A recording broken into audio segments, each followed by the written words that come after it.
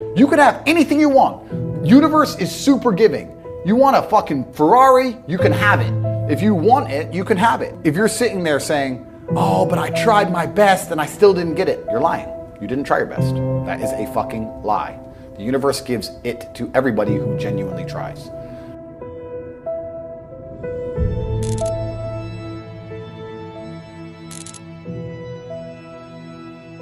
I want you to get pen and paper and write down everything you want to achieve in the next 4 years, the children you want to have, the car you want to drive, the money you want to make. I guarantee you, every single thing you write down on that piece of paper is going to come true.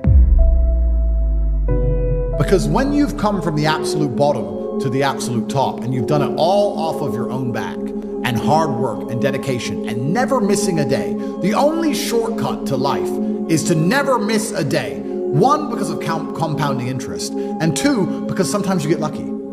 And you'll never miss a lucky day if you try every day. If you don't try every day, you might miss your lucky day.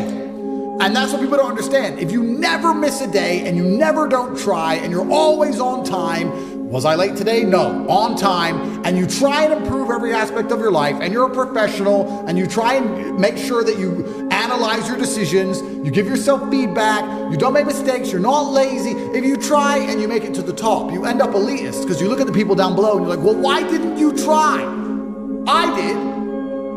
Oh, I did too. No, you didn't. That's a lie. Most of these children today are so messed up from TikTok, they can't even focus on one page of a book, any book, because all they do is scroll. Have you ever seen someone on TikTok, how fast they change video? Yeah. Their minds are gone. You can't even sit them down and teach them anything. That's a mental trick. You have to rewire your brain. And the reason your brain needs to be rewired is because anyone who is watching this stream below the age of 30, your brain is already broken. Watch your friends when they're on TikTok. How long can they even focus on a video before they have to change? Half a second, maybe. All of your minds are broken. You can't even focus on anything anymore. Right. You are constantly distracted to the point where you can't even appreciate the good things in your life. You're distracted. Your minds are broken. You need to rewire your mind and resist the slave programming. If you cannot control your own mind, then you go through life with zero control, zero influence. You can't control anything.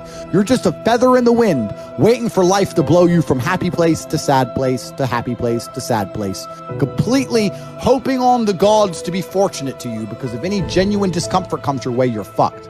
Truthfully, a man, I believe, is being able to do the things that are hard or do things you don't want to do because you're supposed to do them.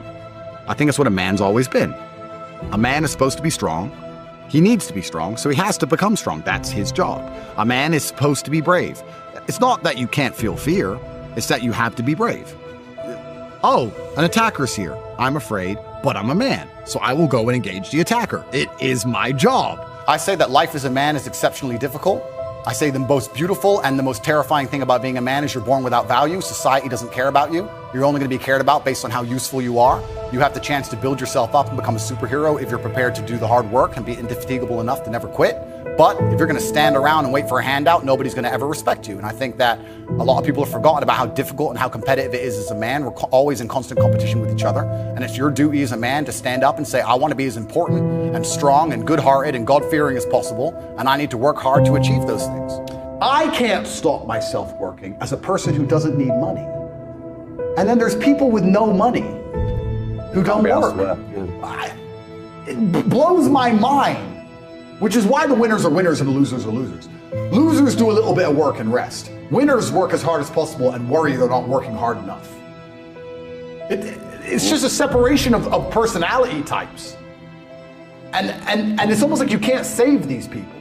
I have something I sent in my email recently. I said, you could give the average man a brand new Ferrari and a road map and a coffee and a full tank of gas and tell him the destination, success. And halfway along the drive, he'll quit because it's too far. No matter how well you set it up for people, they'll quit.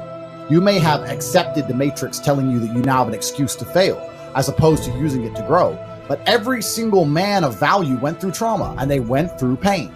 It's going to be painful to get strong, painful to get rich, painful to become important. It's going to be painful to become good with women. Your heart's going to get broken a bunch of times. You have to be prepared for the pain. If you're not ready for pain, You're never going to be anything that matters. So Justin just absolutely and utterly nailed it. My kickboxing coach used to say to me, I used to come in the gym, say, what do you hate the most? And I say, I hate running. I say, okay, you're going running. I say, why? He goes, because whatever you hate is what you need. Whatever you hate is what you need. I wanted to spar, bag work, pads, no problem. Running, I didn't want to run, but that's what you need. And that's what life's about. You're not going to be able to go through life avoiding pain and also becoming a man of quality. You're going to have to be that guy who's been through so much shit that he can wake up and go, this ain't nothing. This ain't nothing compared to back then. This ain't nothing compared to that time. You know, and if you're not going to be that guy, then you're going to always suffer the consequences of not being that guy. There's pain to become important, and there's pain in not being important. So you have to make a choice. So I think Justin absolutely utterly nailed it. I think his answer is even better than mine could be. You need to find something you're afraid of, find something that could hurt you, and go do it. And that's one of the great things about being young, right? You're basically superhuman. Yeah. All of us are our age. We're all in our 30s. I remember when I was 21, like I had Wolverine-like healing abilities. And this is actually one of the problems with the world today. I noticed the internet's fucked this up because we have all these youngsters who have a voice. They all think they know something on Twitter and on the internet, these kids, right? When I was 23, 22, I didn't know shit. I'm 35 now. I'm one of the smartest men on the planet. And when I was 23, I didn't know shit. When you're 35, you're definitely going to still be a dumbass. So when you're 23 like you are now, you don't know anything. Your only attribute is the fact you have Wolverine-like healing abilities and you're not using it. Stop talking, start listening, get out there, get hurt, get the fuck back up. You should have no interest in what people think about you. That makes you insecure. And that is the largest psyop in history. To wake up and say, I'm not going to be successful. I'm not going to be strong. I'm not going to be interesting. I'm not going to go out there and test myself. And I'm not going to put honor on my last name because I would hate for people to think I'm insecure. I'm secure, so it doesn't matter if you think I'm a loser. And it doesn't matter if I am a loser. So I'm just going to sit at home and I'm secure. No, it's not insecurity. It's called duty to your last name and honor. And that's just another one of the many different tentacles inside of the psyop octopus, trying to snatch any motivation left from the masculine spirit. If I was a man who was unsuccessful and I hadn't met my physical capability or my financial capability or my mental capability or my spiritual capability, I would be insecure. I would sit and say, this is a failed version of who Andrew Tate could be. They're beyond saving because they're the worst thing you can possibly be, which is a quitter. Being a quitter is the worst thing you could possibly be. God himself can't make a quitter important because the only reason the place you're trying to get to has value is because it was difficult to reach. If everybody could reach it, there'd be no value. Value is linked to scarcity. The whole point goal is valuable is because it's not everywhere. If it was everywhere, it wouldn't have any value. The reason the place you're trying to reach is valuable is because people can't get there. So if you're the kind of person who quits, you're never going to get there. Quitters are the worst. You could give a quitter a map, a treasure map, and a hot air balloon.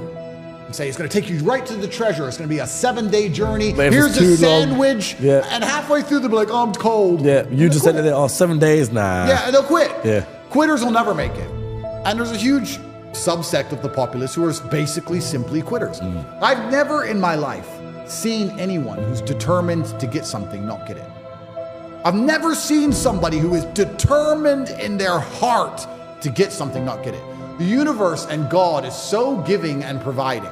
People think it's difficult out here. I disagree. I've never seen someone wake up and say, nah, this is all I care about. This is all I want. Not get it. Everyone who thought that way in fighting was a world champion. Everyone who thought that way about money was rich. I've never seen anyone fail. Bro, I've seen people with no credit score and no job determined to get an R8 manage to get one on finance somehow. I've seen it. If it's all you want, you're going to get it. You're going to find a way to You're going to find a way. Yeah. People go, oh, I want this. If you want it, you have it. If you're going to be a man who's going to sit and say, I'm just sad, you are always going to lose in competition to men like me.